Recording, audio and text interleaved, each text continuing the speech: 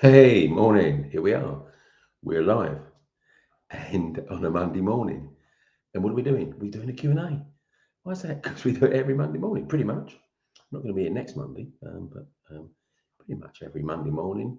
Been doing it for, this will be year 6 now, won't it? Since April 2020, we started this as a lockdown thing. Remember lockdown? But what do? I jump on here 8:30 Monday morning for probably about 30 minutes, although sometimes it does extend a bit longer than that. Why do I do that?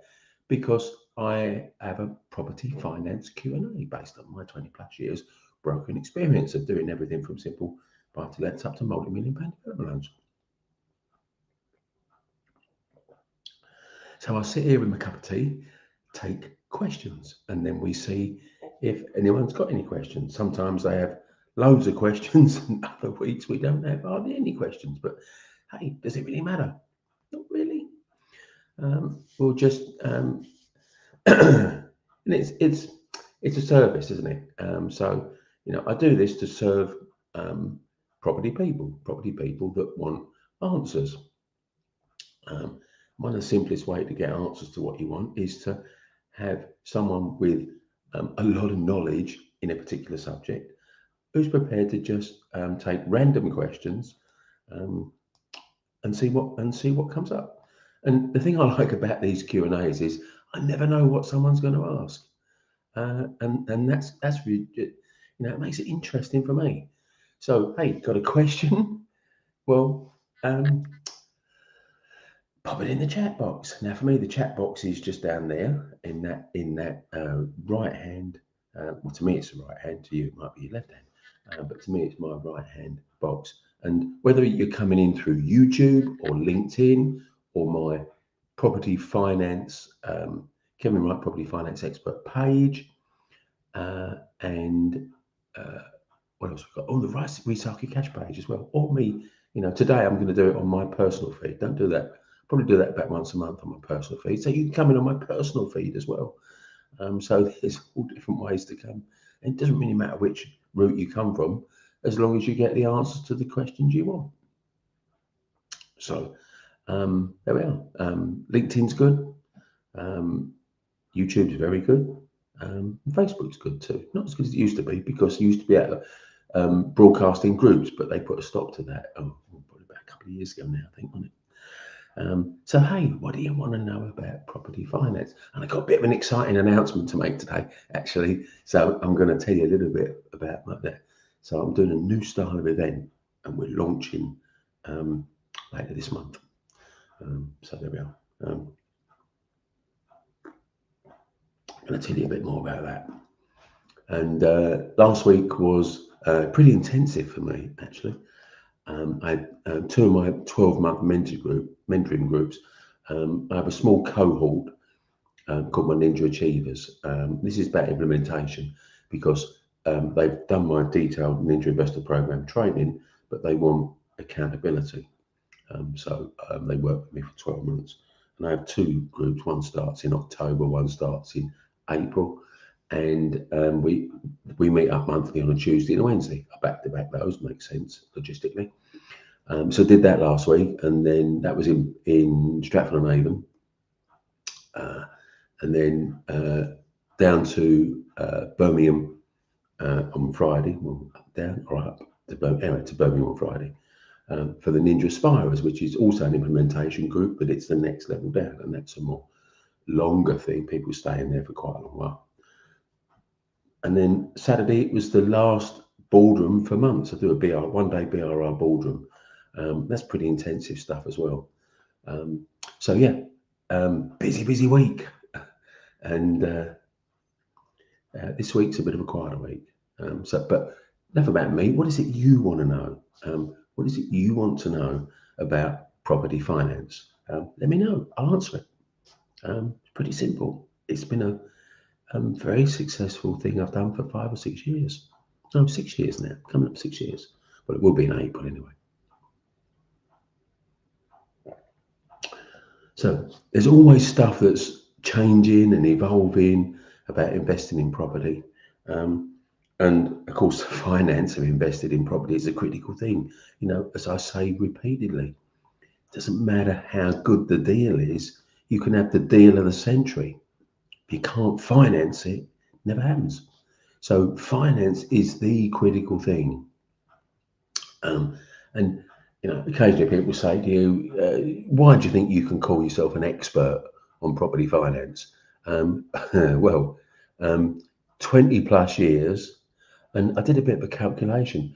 I've probably brokered over that time 80 to 100 million pounds of loans, somewhere around that, 80 to 100 million. Hundreds of deals, possibly 1,000 plus deals over 20 years. Yeah, it could be, but certainly many hundreds of deals brokered. Now, I reckon that entitles me to call myself an expert, didn't you? Hey, a few more people joining now, so hi, welcome, good morning, glad you're on board. Getting a few people texting me. Graham's texting me. Hello, Graham. Good to see you coming in through Facebook. A few other people. Regulars like Mel and Lynn will probably be along later. They sometimes don't always have a question, but you don't have to have a question. You can just watch. But questions are the lifeblood of a Q&A, aren't they? Without questions, you don't get answers. So are you sitting there worrying about some sort of nutty finance issue that's bogging you down? Well, ask a question. There we are. Ask a question and let me know what it is. But I'll crack on and answer them. One of the things we did last week with these boardrooms is I do a BRR deal finder session. It's a Zoom session, and that's spontaneous too, because I get a bunch of people there in a few days before they come to the BRR boardroom, and they we go find them deals. And the spontaneity of that is I don't know where they're investing, and they just shout wherever, any town or city or whatever that they're investing in, and I go and find deals. And you know what? We'll find masses of deals. Finding BRR deals is not the issue. There's a plentiful supply, abundant supply. So yeah, we found. I think in one location we found at least a dozen potential BRR deals. What does BRR mean? It means ones with the potential to add value. That's what we're talking about. The potential to add value. And then you just got to negotiate it down and shape it into a deal that you buy. So, property finance, what do you want to know? Or BRR, what do you know about BRR? Ask me about BRR. That's always a good topic, isn't it? Yeah. So there we are. What do you want to know? There we are. Sometimes people are straight in there with a question. Other times it takes a little bit more of me coercing them to do that. And hey, here we go. We go question. And while I'm just going to bring this question up on screen because people like to read it as well as hear me verbalize it. I think that's quite important because a lot of people are very visual orientated. So hey, got a question while I'm answering this one? Let's stack them up and let's see the next one.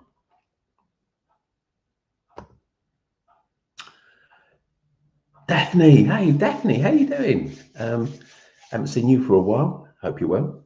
Do you have to have a job to be able to get a bridging loan, or is it enough to own your property to qualify for a bridging loan? Well, I've got great news for you, Daphne. You don't have to have a job because a bridging loan is based on the asset that you're going to buy. So if you're going to buy a property to buy, refurb and refinance, that is all you need.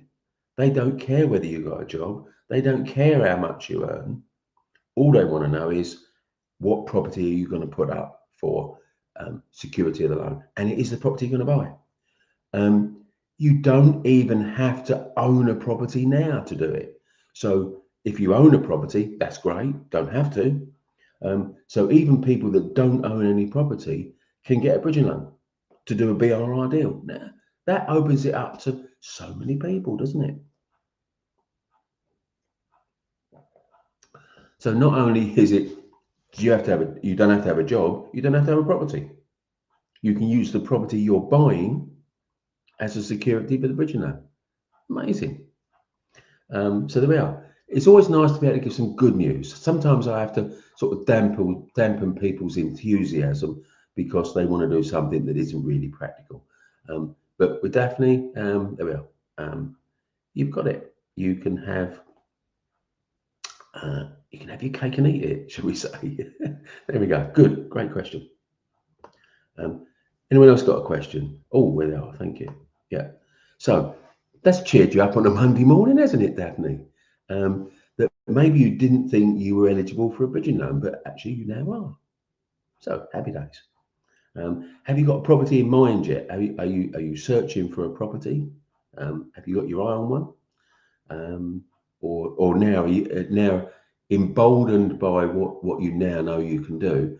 Are you going to go out and start looking for some? There we are. Good.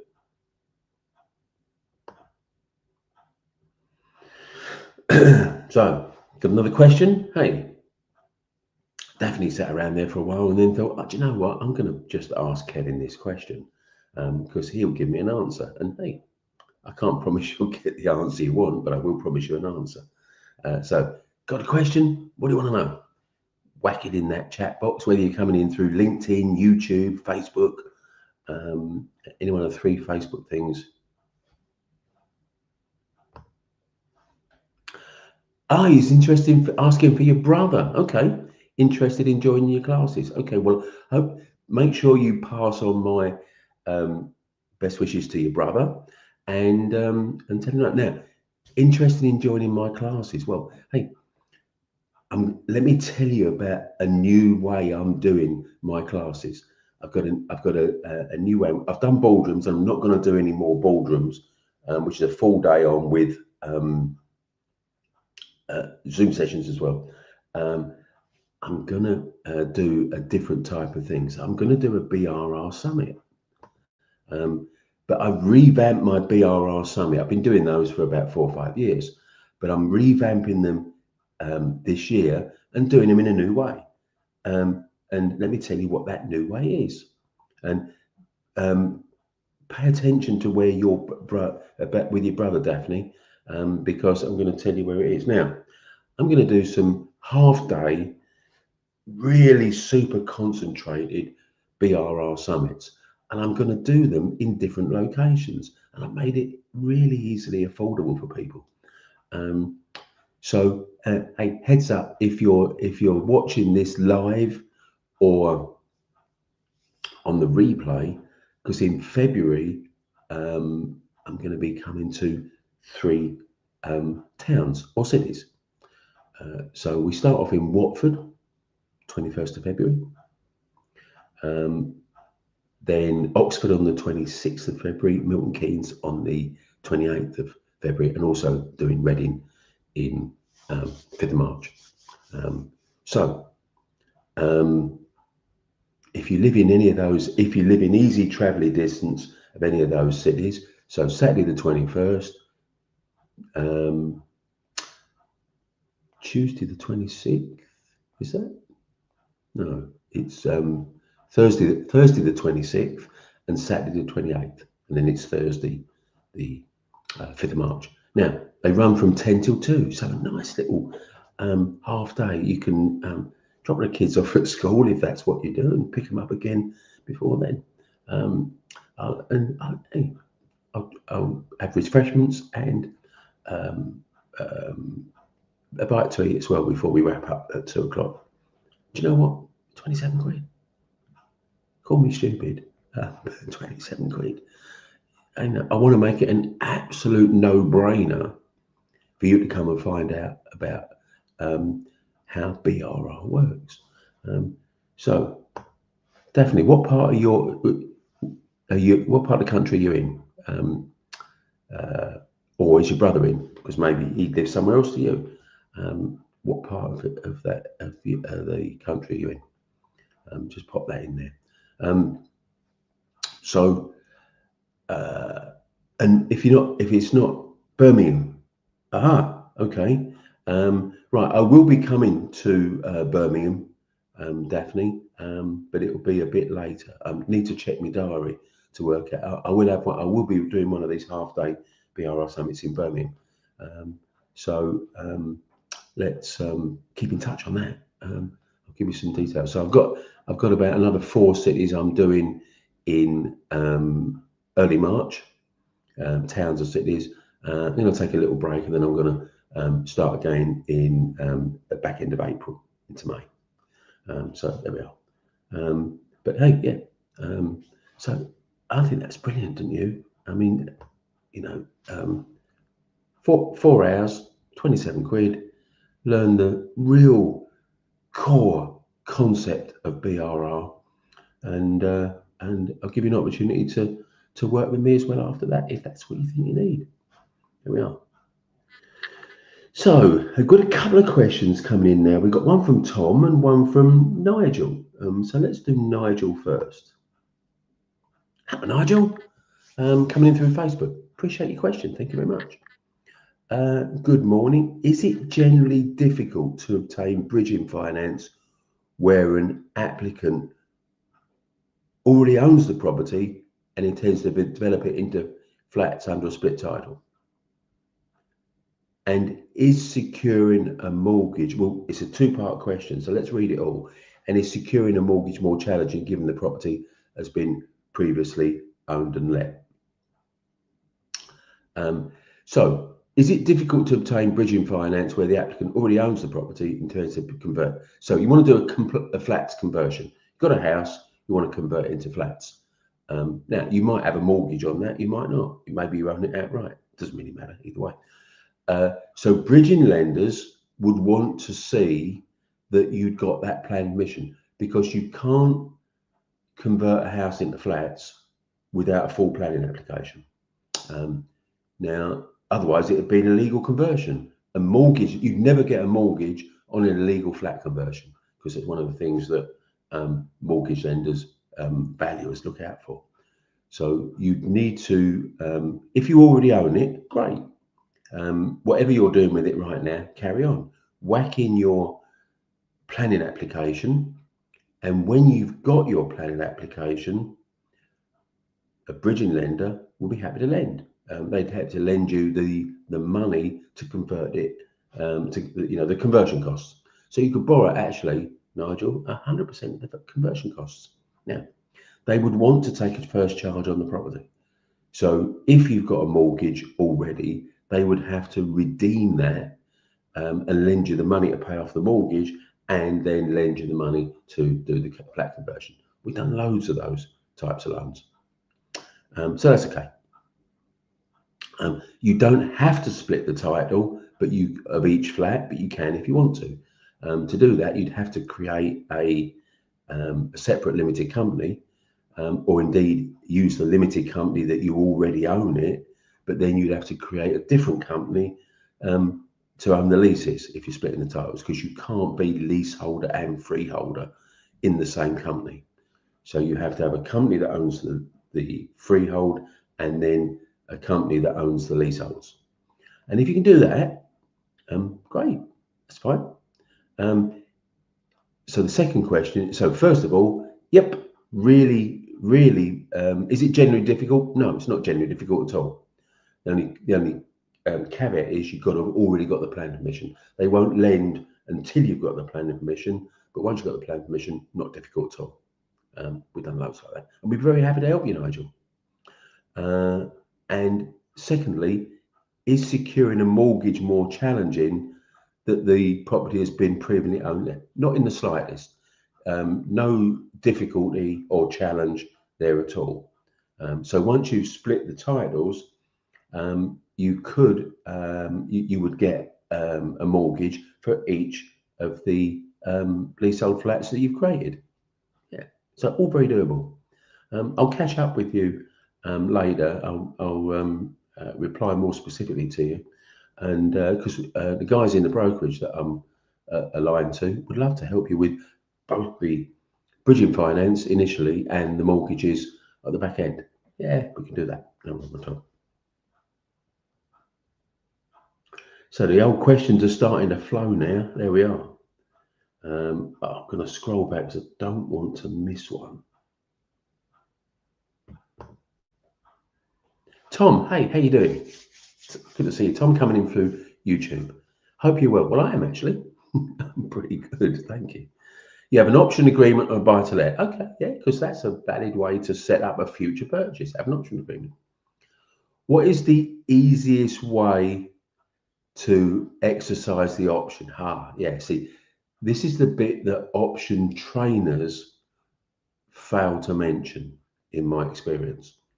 They don't tell you that you cannot exercise the option at the back end when you want to buy it using a mortgage. For exactly the reason you're saying. You are thinking some mortgage lenders want an arm's length transaction. Tom, almost every lender wants an arm's length transaction. What does an arm's length transaction mean exactly? Because it's a bit of a weird terminology, isn't it? It means that the buyer and seller have no pre-existing relationship. So for almost every property purchase, the seller puts it on the market through an estate agent. The buyer sees it being marketed by the estate agent. The estate agent connects both parties together. They agree a purchase price and the sale completes. Now, that's an arm's length transaction because buyer and seller did not know each other beforehand. The agent introduced them. But you do have with your option agreement, you do have a pre-existing relationship with your seller. You had it since you did the option agreement. So you will not get a mortgage to exercise that option. Yeah. In my experience, crucial bit of information that option course sellers don't tell you as part of the course. But hey, why would they need to? Well, unless they're ethical. Why would they need to tell you something that is 5 years or 10 years down the line? Because you've already bought and paid for their training years previously before you get to hit the issue and the problem. You think, bloody hell, I can't. It's all very good having a option agreement, option contract, purchase lease option, whichever way you want to describe it, but I can't actually make it work. Because when I go to the mortgage lenders, they say, but you've got a pre-existing relationship with the seller. We don't allow that. Why don't they allow it? Because they think there's some sort of collusion going on, and they might not be able to work it out, but they can't be bothered to spend the time to work it out. They don't really want the hassle. So it smacks of something dodgy. Very simple rule that mortgage lenders work to. They trust the normal and distrust the abnormal. So option agreements are not normal. Most properties are not bought with an option agreement. So therefore it's abnormal, therefore they distrust it. How do you get around it? Very, very simple. And we've done it multiple times. You use a bridging finance to complete the transaction because they couldn't care less whether you got a pre-existing arrangement with the seller or not. And once you own it, mortgage lenders don't care on your previous relationship with the owner that now isn't the owner. So this is a really easy way to do it. Actually, it's very solvable. It's just not obviously solvable unless you understand finance, like I do. So now there's an even better bit of news there. That in the time that you've had the option contract running, you would expect, if it's a few years, and often it is, not a few months, you would expect the value to have increased, wouldn't you? The value of property. The price you're buying it at should then be, at the time you want to exercise the option, should be lower than the current value. Now, that's brilliant news. Let me tell you why. Because there's a type of bridging loan, and anyone that's trained with me will know this, called a market value bridging loan. And they ignore the purchase price and lend on the value. So when we've arranged these in the past, you haven't needed a deposit. You can borrow 100% of the purchase price on the market value bridging loan, and then you can, based on the uplifted value that's happened in that period of time, and then you can then just put it on a mortgage, and you end up with a free property. And how brilliant is that? God, it's all good news this morning, isn't it?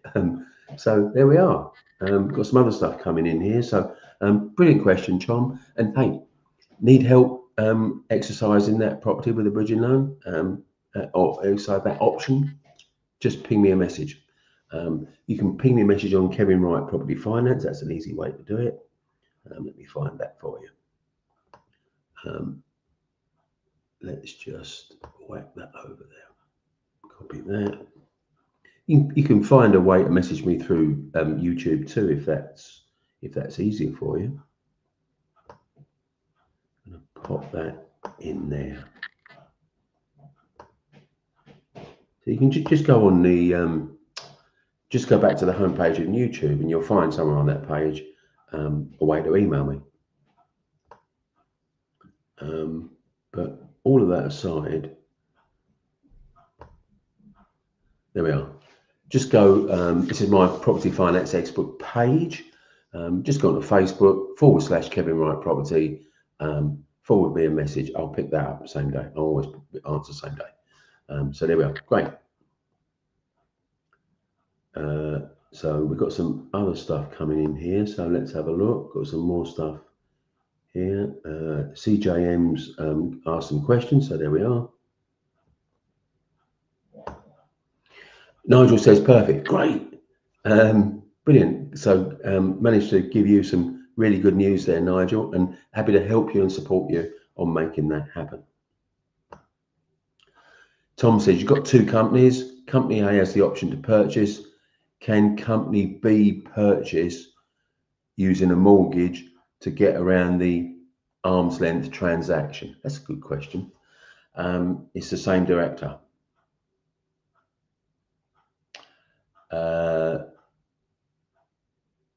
I guess you'd need I think this is a solicitor question. It's not a finance question. I think it's a solicitor question.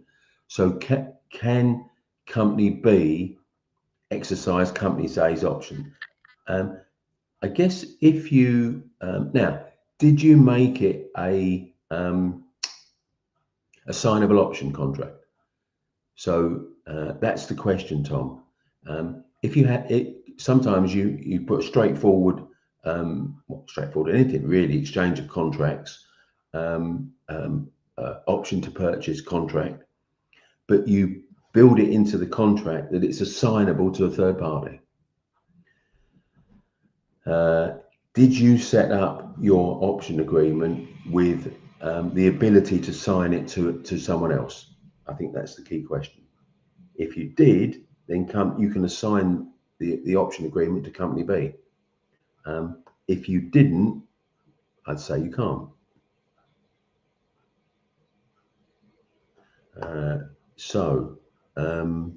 Andre, hi.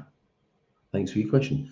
Does the arm length exclusion apply to options on commercial property acquisitions? As far as I know, absolutely it does. That commercial mortgage lenders are less picky, but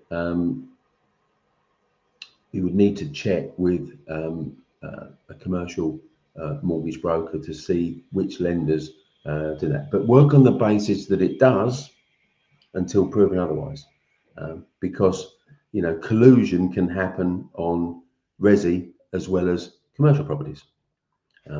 So there we are. Great additional question. But even if it did, and going back to let's have a look here. Tom's question. Okay, now the reason you might not want to use a mortgage, even if you can do it using Company B, Tom, is because the mortgage will be based on the lower of the purchase price or value. So if market increases have increased the value of the property. If you've done work to the property while you're under the option contract, so it spiked it even more, you're going to leave all that cash in, because the mortgage will be based on 75% of the purchase price you're paying, and the value current value will be ignored.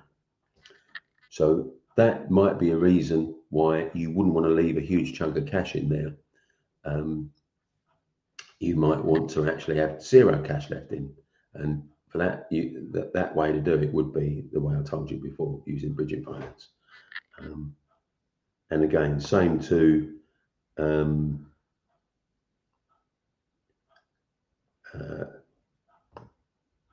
Andre there. Yeah. The thing with option contracts is that if you're buying below the true current value, then commercial mortgage lender would again ignore the value and make you put a full 25-30% deposit in. That's Steve, yellow buddy. Good to see you. It's your yellow fat. Oh, come on. You can't tell me you haven't noticed that. How long you been following me? You must know that it's a brand thing with me. I think you're having a bit of a laugh with me, aren't you? Because you do know that, don't you? Yeah. Good. Okay.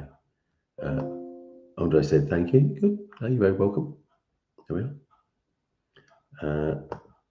There we are. And again, if you want to, is that just an idle question, Andre, or have you actually doing that now? Have you got have you, like Tom, got an option contract that you want to exercise now? Have you? Well, hey, just ping me a message, like I said before. There we are. Just ping me a message to Kevin Wright Property, jump on Facebook, or just connect with me through YouTube. And we'd be very happy to sort out either the bridging loan or the commercial mortgage, or both. I'm very happy to do that. So, hey, we're buzzing with questions now, aren't we? Rattle through to 9 o'clock, which, as I say, is my sort of minimum time, really. Buzzing with questions. Slow start, but we're nearly gathering some speed now. So there's some great questions in. Tom, I'm really happy, mate. I'm very happy to do that. It's a nice thing to be able to do, share knowledge. Yeah, hey, look, let's put a bit of good in the world, eh? Why not? So you're very welcome. And again, happy to help you with the either way you want to go, with the company B or with the bridging loan. So just get in touch. Now I've got to scroll back here because I nearly missed a question, and it's a 3-part question. So, right, CJM is really going for it this morning. Hi, how you doing, CJM? Good. Hope you're doing well. I am very well, and thanks for asking. You're always watching the replay, but you got it live, so great. Hey, but tell you what, you're not hashtagging replay, are you, when you watch it? So I don't know you watched it, and it would help me to know that. So when you do, you've got it live today, which is brilliant. But when you do watch a replay, just give me a hashtag replay, so I know. It's a nice thing. Do bridges lend to homeowners who want to buy at auction?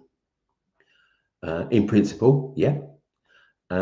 I.e., the buyer wants to buy it, refurb it, and live in it. Yes, it's called a regulated bridging loan, so it's a more restrictive bridging loan. But yeah, a number of people have bought their home using like that. They bought the property, improved it, and then put it on a mortgage. Yeah. What would a bridging lender look for? End value after refurb, absolutely. How the buyer will repay, absolutely. The plan is to do it up to a higher standard and then go on to a normal mortgage. Yep, that's how it does. The refurb will require planning. Now you hit a barrier.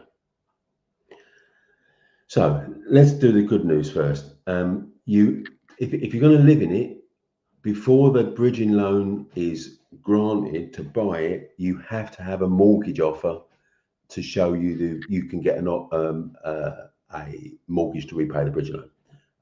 This because it's an FCA regulated loan. If you're going to live in it, they need extra assurances, and not every bridging lender deals with that type of regulated bridging loan. It's the majority don't, the minority do. But go back to what we were saying with planning before. Who was asking that? Someone earlier this morning was asking about planning. What they would look to do is to say, can you repay us with a mortgage, and can you add enough value without the planning? Because if you're going to buy a property at auction that's planning dependent, you possibly got a issue where you wouldn't get the full funding. So I think nothing wrong with putting planning in, doing a sub. This isn't going to work with an auction purchase, because you've got to buy it and then apply for the planning. So, and what if you don't get the planning? Because no planning application is 100% guaranteed. This would work through an estate agent, because then you exchange contracts with a conditional exchange of contracts. So it means that you can pull out if you don't get planning, but then you put your planning in, and then you complete once you've got your planning, and then the bridging lender will let. So I think you're putting it, trying to do this with auction. So subject to planning, auction purchase. Now that's high risk. So you've got to have a good appetite for risk if you're going to do that. Is it easy to get a bridge of this kind for a duration of 18 to 24 months? 18, yeah, 24 months, much less likely. Due to the planning, yeah, see, it doesn't really work. Because if you're sitting on bridging for 18 to 24 months, you're highly unlikely to make that pay.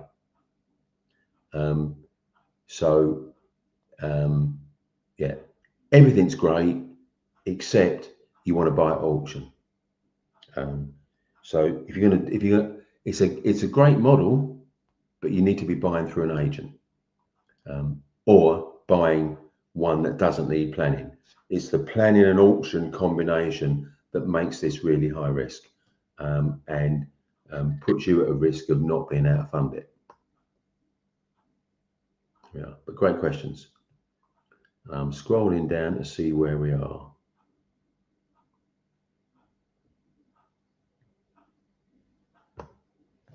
Yeah, okay, so you haven't got the auction contract yet. Yeah. You need to think why it was a strategy, because there are plenty of other things you can do with commercial that you wouldn't need an auction contract, and unless you want to buy into a business and run it to make it mortgageable and add value. Yeah. So it depends what your objective is, and then it's whether a purchase lease option is the right methodology to do. Now, the good news is, if you're going to do it with commercial, that they're more savvy than most people with their own home, because they tend to be not business people, but commercial property owners tend to be business people. So you've got a better chance of negotiating a purchase lease option on a commercial than you have on a resi. That's just the way it is. But yeah, okay, interesting. Graham, hey, how you doing, buddy? Good to see you, Graham. So, got a big question. I know you're a regular watcher, so I appreciate your continued interest in this. Thank you.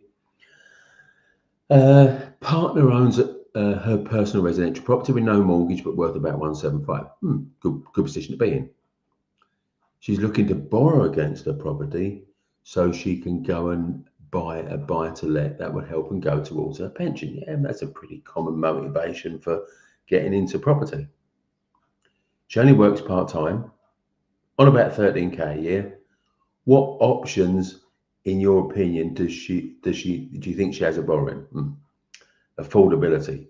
Will she be able to afford 100k and then be looking at a director's loan, and would then be looking into a director's loan. Yeah, okay. So look at that.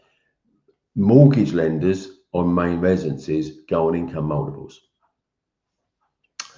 So what do you got there? 26. You're looking at probably about 8 times income, and they're not going to do that. They're not going to do 8 times income. Would you be able to afford 100k? No. Probably not much more than half of that. So does that negate the issue? Well, that's up to you. You can apply to mortgage lenders, and the best way to do that is to use a broker, Graham, for your partner to use a broker who will then analyse different income multiples that different lenders work from. A very labour intensive and possibly not best outcome way to do that would be to just go from bank to bank to bank to bank. And the other issue is every time you go to a bank, they'll credit search you, which means that once you've done about 3 or 4, no one else is going to lend to you anyway, even if they were, because they just think you're desperate because you've had all these credit searches with different banks. So you definitely don't want to be doing that, or your partner definitely doesn't want to be doing that.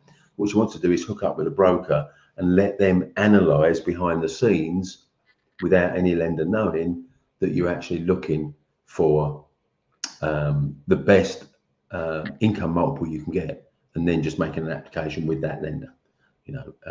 4 is standard, 5 is common, more than 5, not so common. Times income, I mean.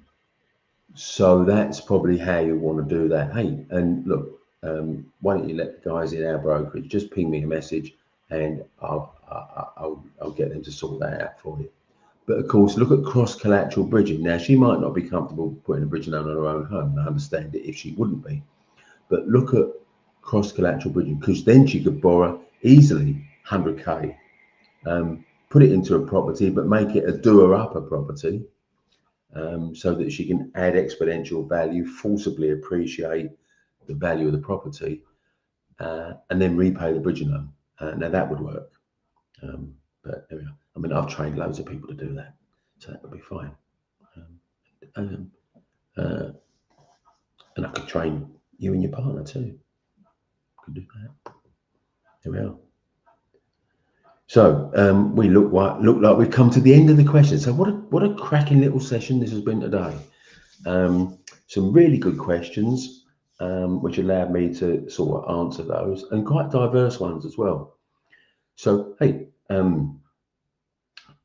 if you can get to Oxford on the 26th, Milton Keynes on the 28th of February, Reading on the 5th of March, or to kick it off with Watford on the 21st of February, come spend a half day with me. Do a little 4-hour session, really intense, core, concentrated. What's BR all about, and why should you master and nail it? BRR Summit.com. There it is down there. BRRsummit.com. Book on, and you can go to just go on the that website there, and you'll find links to it. So there we are. Good. So the Watford one's up and running, because that's the first one. We'll have the links to the other 3, Oxford, Milton Keynes, and Reading. That'll be available to book this week. So right now you can book for book for Watford, Saturday the 21st.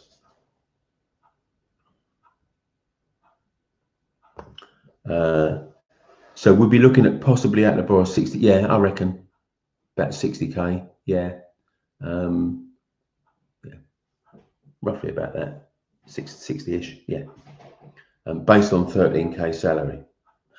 Yeah, was just about to ask, is cross collateral a good option? Yeah, it is, because you can easily get 100k on that. So there we are. Great minds think alike. Yeah. Thanks for the answer. Yeah. Okay. Hey, Graham, what part of the country are you in? Because I'm going to be doing these little half-day summits in different areas of the country. and it'd be great for you to pop along for one of those. That would be really good. Hey, bring your partner too. There we are. So let me know whereabouts in the country you are.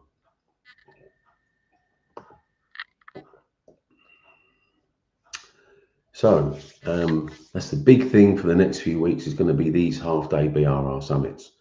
And look, I'm making it so that anyone can come. I'm going to be doing a number of different locations. So if I haven't named your location yet, I'm probably going to be not too far away from you in near Leicester. Yeah, I'm going to be coming to Leicester. I've got one in Leicester. When is that? Let's have a look at the date of that. Let me find the date of that.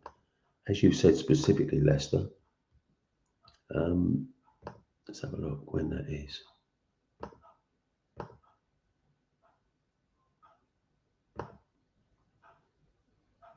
Yeah, hey, I'm going to be in Leicester Tuesday the 10th of May. There we are, Tuesday the 10th of May. So it's not available to book yet, Graham. But yeah, why don't you come along? Tuesday the 10th of May, 10 till 2. I haven't got the hotel lined up yet, still working out on that, but there we are. But yeah, I'll pencil you in. Yeah, see if you can. You got, did I say 10th of May or March? Let me just go back to that. What did I say to you? It's 10th of March. I can't remember. I said 10th of May or 10th of March, but it's 10th of March. Tuesday, 10th of March, 10 a.m., 2 p.m. Half day. I'll give you a bit of what you call it, a working lunch. There you go. Do that as well. So it's your birthday, is it? Wow. Okay. Well, you know, you're only using 4 hours of your birthday, unless you're going away for your birthday, Graham. I don't know. But hey, from 2 o'clock onwards, do whatever you like with your birthday. March is better. Did I say May? I can't remember. Anyway, it's March. It's Tuesday the 10th of March.